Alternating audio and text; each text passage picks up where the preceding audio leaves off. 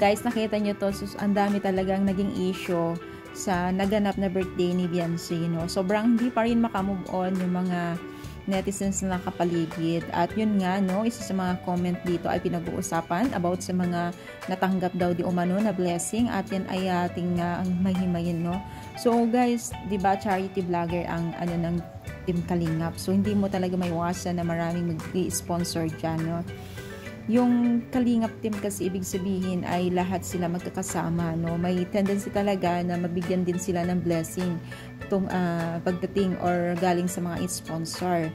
Depende lamang sa mga gusto nila. Pero guys, napakadami pong talagang issue gaya nito, no? So sinabi pa ng isa dito ay hindi daw, halata daw hindi gusto si Kalingap Edo kasi siya lang daw hindi binigyan ng isang sponsor, no? So ito yung sinasabi nila na hindi nila gusto itong si Kalingap Edo ng isang sponsor daw, sabi ng mga netizens na itong comment na ito.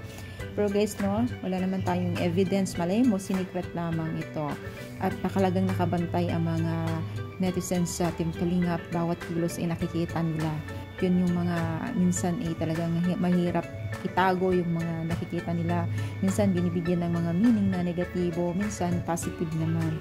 Pero syempre mas marami naman pong positive sa mga ganitong klaseng comment ay medyo, no, nakakabahala din, no. Pero alam naman natin kung paano nila minahal din ang lahat ng Team Kalingap. So syempre, no, wala tayong magagawa dyan kung ito man ay totoo, hindi, no.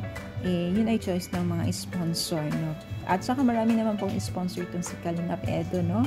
At sa EDC, talagang ang dami talagang naganap na kaganapan na naging issue sa birthday ni Beyonce. Pero syempre marami din napasaya.